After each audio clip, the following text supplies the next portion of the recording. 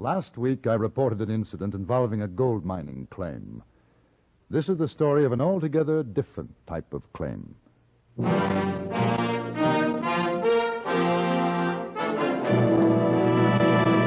Frontier Gentlemen.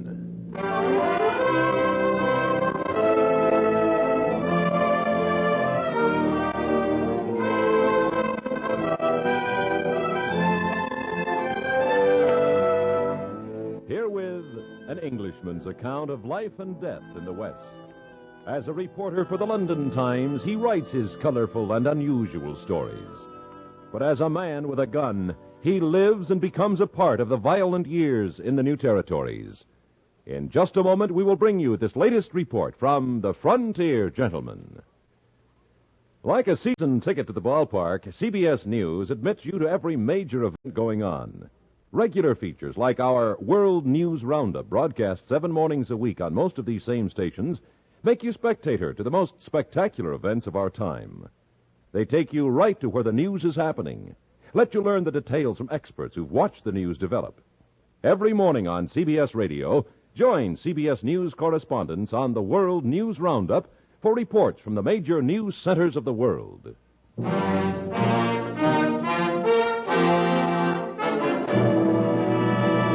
Now, starring John Daner, this is the story of J.B. Kendall, Frontier Gentlemen.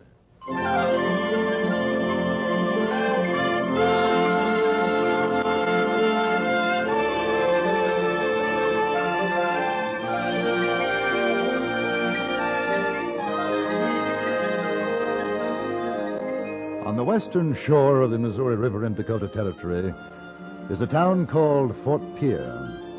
Across the river, a tiny wood frame extension of Fort Pierre called simply Pierre. But it is here that the United States government has established a land office, and it was here that I journeyed in search of a story on homesteaders. The land office was closed, but a local citizen told me I might find homesteaders some 25 miles east of there. Instead, there was only desolation. And I was turning my horse for the trip back to Pierre when the afternoon air was shattered by an exchange of gunshots. Riding towards a puff of smoke that rose from a dry wash some distance away, I found a woman who appeared to be in her middle 30s busily firing a rifle at a shack that stood some 100 yards beyond me. Come out of that cabin with your hands in the air while you can still walk. Do you need help? Don't come any closer, mister. I'm not going to harm you. I said don't come any closer, I'll shoot. I'm sure you would, but you'd be making a mistake. Are you with him? I assume you're talking about the party you're shooting at in the cabin? No, I assure you I'm not with him. It's a trick. You're on his side. No, I happened to be in the area, heard the gunshots, and came over to investigate. You sure? I'm sure.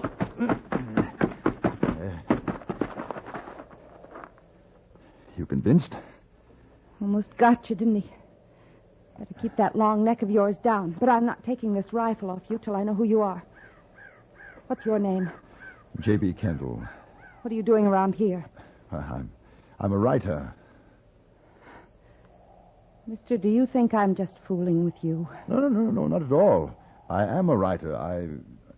I write for the London Times. I'm a correspondent. No, you don't. Keep your hands where I can see them. Miss, please believe me. If I could be of help, I want to, but a shotgun interrogation is hardly to my liking. Do you want to tell me what this is all about? Trust you. I'm not used to this kind of thing.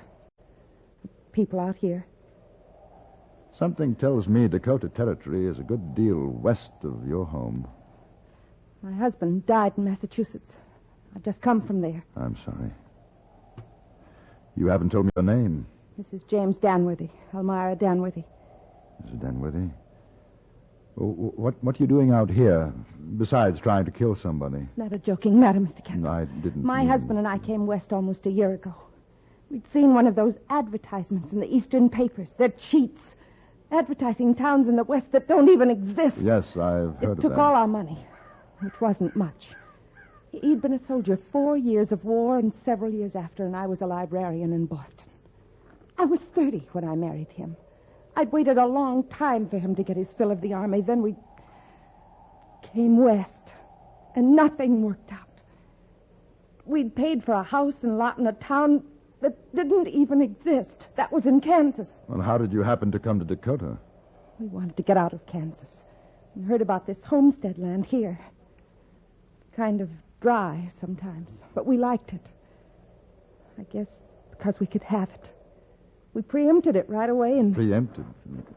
What? If you're 21 and a citizen, haven't borne arms against the United States, you can have 160 acres. And you've got 160 acres? If I'm living there a week from now, I have. Oh? What do you mean? You get 6 months to prove up on your land. When Jim took sick, we had 3 months more to go. I took him back to Massachusetts, but it was too late. He died there. Oh, now you're back and somebody has moved in on your claim, is that it? Yes. I have to be living here or I lose it. I see. Well, do you know who the man is? No. I just got here today. He chased me away. Said it was his place. Have you talked to him? No. Just shooting at him? Yes. He came out several times, but I couldn't hit him. I'd kill him if I could. Jim and I worked hard for this. Why did you come back? It was to be our home. Now it was mine. It's still yours. What are you going to do? Well, first take that rifle. You're with him. You are. No. It's been a trick the whole time. All of this No. Now listen to me. I'm going up and talk to him. Get down, look out. You're not fooling me. He's just doing that. Trying to make me think he's shooting at you. You're together, stealing my land. Give me that rifle. Now, you... I'll kill you for tricking me. Wait. I'm going up there. I'll talk to him. Don't shoot. Don't shoot. I'll kill you, both of you. It's the last thing I do.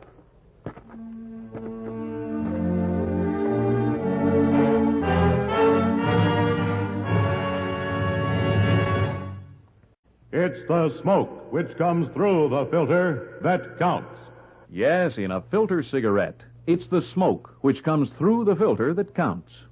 The P. Lorillard Company, makers of Kent, learned that fact a long time ago. That's why research played such an important role in the development of Kent cigarettes and Kent's exclusive micronite filter. And today, as before, you get less tars and nicotine in the smoke of Kent than in any other leading filter cigarette in America. That's the reason behind Kent's famous statement. Of all leading filter cigarettes, Kent filters best. Try Kent today. Regular, king size, or crush-proof box. It makes good sense to smoke Kent, and good smoking, too. A product of P. Lorillard Company, first with the finest cigarettes through Lorillard research. And remember, It's the smoke which comes through the filter that counts.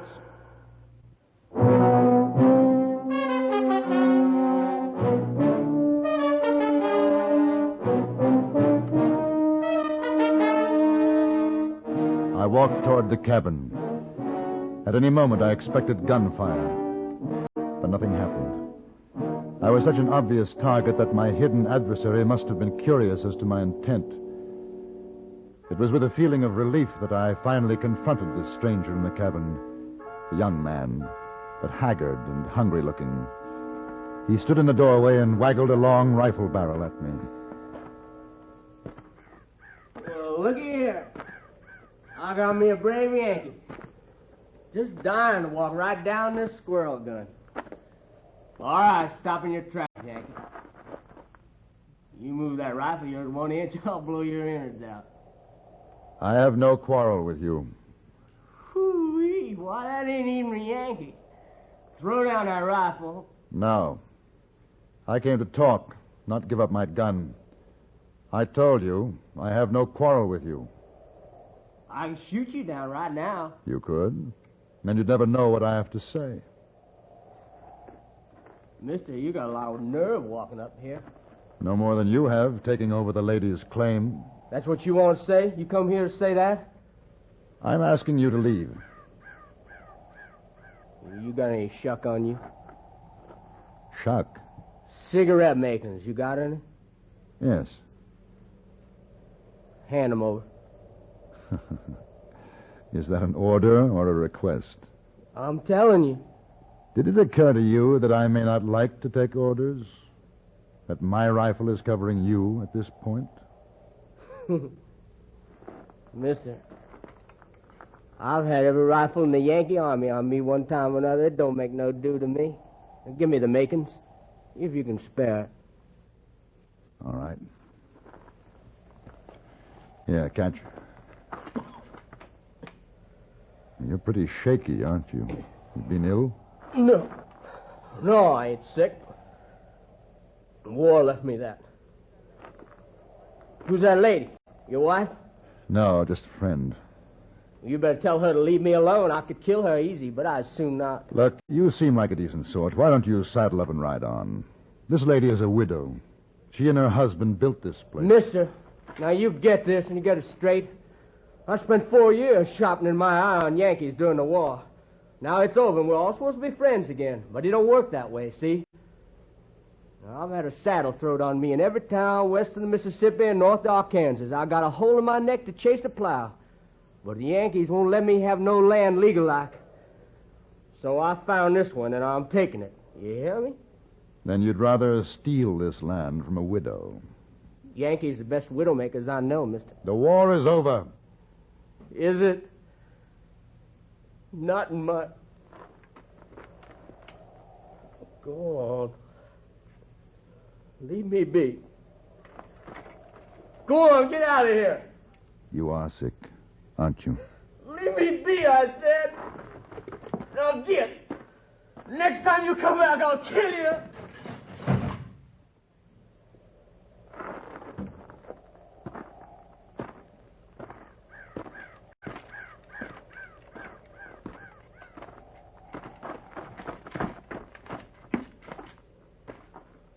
I never expected you to come back. Did you really think I was in partnership to steal your property? I don't know. I saw you talking to him. I thought... I understand. Who is he? War-sick Confederate soldier. Can we get him out? And I don't want to shoot him. He's had enough of that. Now, we'll go to the land office in Pierre. They'll see you get it back legally.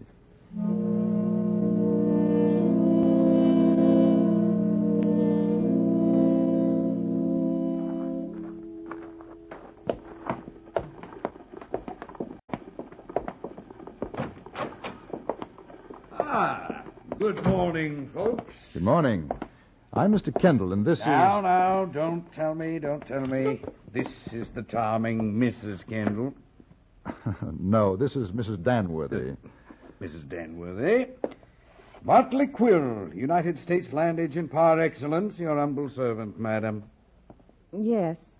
How do you do, Mr. Quill? Now, you folks are desirous of locating a nice homestead in the area, is that correct? No, Mr. It will Quill. cost you 50 cents. I shall have my assistant, Mr. Todd, bring forward the necessary papers. If you can't read, I'll help you. Mr. Todd? Yes, sir. Mr. Quill, please listen. Your servant, sir. Yes, I know. Well, then?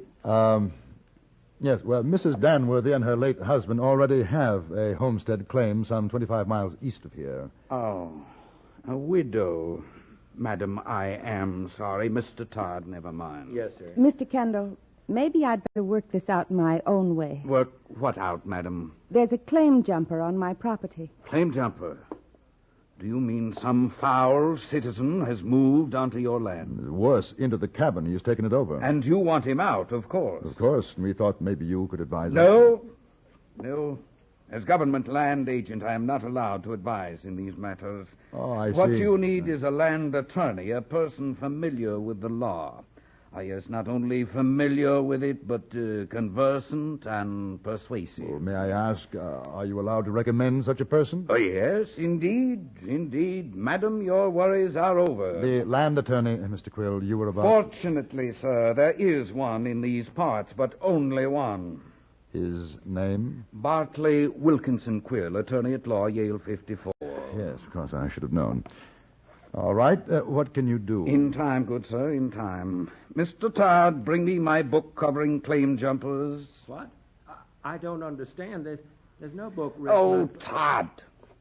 Pardon, sir, for the stupidity of my assistant. Stupidity is the problem these days, all phases of government. Well, now, I wouldn't... You found it, of course, Todd. Yes, sir. Is this it? Mr. Quill, Mrs. Danworthy hardly has the time for such legal work as you apparently intend to do. But a matter of weeks, Kendall. Have him out in no time. Yes, that's just it. What is? She has less than a week in which to be living on her land.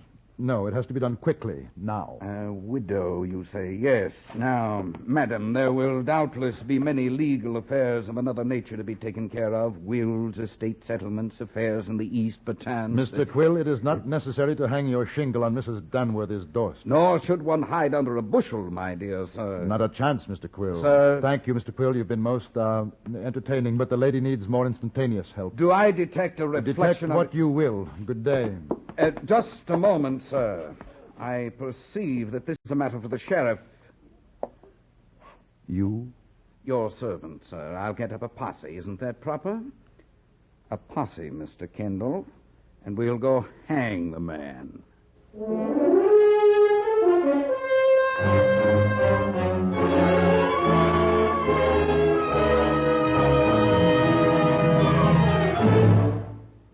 Life may be real, but it isn't always earnest. Matter of fact, it's anything but sober, serious, or stern when Amos and Andy are here on CBS Radio in their music hall. The latest popular recordings and the irrepressible high spirits of Amos and Andy make fun a matter of course 6 times a week when they visit you on most of these same stations. How about it? Each Monday through Friday evening and every Saturday in the daytime, join the fun on CBS Radio's Amos and Andy Music Hall.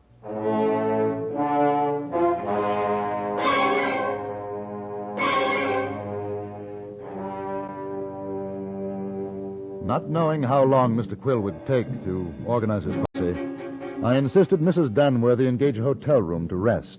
Then I went out and watched the tiny town of Pier come alive with excitement as Mr. Quill spread the word that help was needed.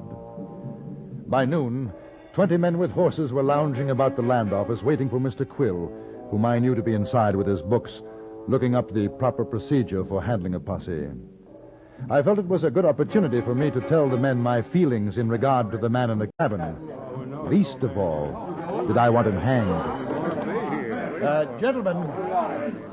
Gentlemen, your attention, please. Thank you. Gentlemen, as you may or may not know, I am Mr. Kendall. It was I who brought Mrs. Danworthy to town for help. Now, who's she? We don't know nothing about this, just that the old man needed a posse. Oh, I see. Well, some of you may remember Mrs. Danworthy. No, I don't. She and her husband homesteaded 25 miles from here. They took a trip back east, and her husband died. Now she's come back to find a claim jumper on her place. We know how to take care of them. No, please. That's exactly what we don't want. Now, I've talked to this man. He is dangerous in his present frame of mind. And I suggest that we proceed with caution, but I also insist that we do not kill the man. I've heard that you sometimes let claim jumpers swim across the river. Is that right? Yeah, funny thing, though. Ain't no record of one of them ever reaching the other side, is there, boys? Now, just a moment. I'm not suggesting that either. Well, what do you want us to do with him? Kiss him and put him to bed? If you'll just... Gentlemen, please. Please, gentlemen, if you'll just help me to catch him without harm. Now, what he's doing isn't fair to Mrs. Danworthy, and he must be removed, but killing him is not the answer. Well, I don't know how you're going to get rid of him otherwise. There's no... Yes. There you are, boys. Hi, Quill. Well, everybody ready? Yes, sir. Yeah. I've been reading up on it, boys. I found out one thing. Yeah, what's that, Quill? It's no good without a rope. It was after the men had ridden out of town toward the homestead that I discovered Mrs. Danworthy had disappeared. She had not lain in her bed at the hotel, and no one had any idea where she might have gone. Her wagon and horse were missing. I rode as fast as I could, but I was too late. The posse had arrived just ahead of me. Will, just a moment. Mrs. Danworthy, have you or any of your men seen her? It doesn't make any difference, Kendall. Legally, the owner needn't be here. Mr. Quill, will you stop harping on the legal aspects of a hanging? You can't do this thing. I won't let you. Maybe Mrs. Danworthy is giving up the land. Well, we'll just move in on that jumper anyway, Kendall. I want every last one of you men off my property. Right now. Now get. Widow Danworthy, it's your friend, Mr. Quill, the attorney. Mr. Quill, I'm asking you to leave. But what about the claim jumper? We rode a long way for him. He's gone. I came back here this morning and he was gone. You'll remember me now, won't you, Mrs. Danworthy? Anytime you have any legal problems, I'll be obliged if you get off my property. Yes, ma'am. All right. We're going.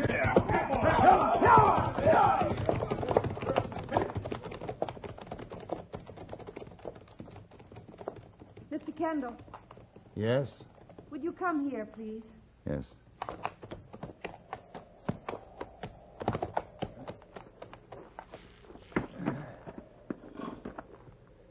I'd like to thank you for trying to help me. That's all right. There's something I want to know. Yes. Did you come back to kill him? Yes. But why? We'd have got rid of him for you. Because I didn't want that kind of help. If it was to come to that, it was my fight. And he was sick. He didn't deserve to be killed. Mr. Kendall, I didn't tell you why my husband died. It was this land. A man never worked so hard. But it killed him. No, I just couldn't let a stranger have it, could I? Where did you put his body? I didn't kill him, Mr. Kendall. You? He's inside. He doesn't know it, but he's dying of fever. He told me it first came on him in the war. Does he know you came back to kill him? No. He was helpless when I found him. He thinks I came back because you told me he was sick. No. He doesn't know.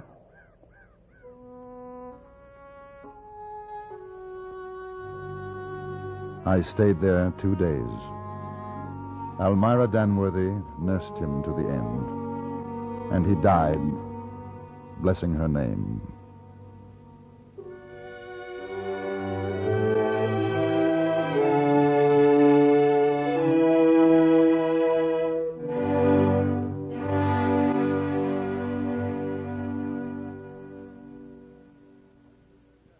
Frontier Gentleman was produced and directed by Anthony Ellis.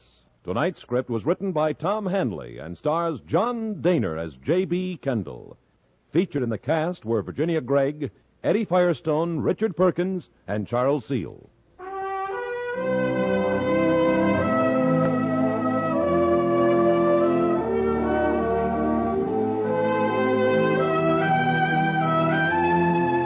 Join us again next week for another report from the Frontier Gentleman. Bud Sewell speaking.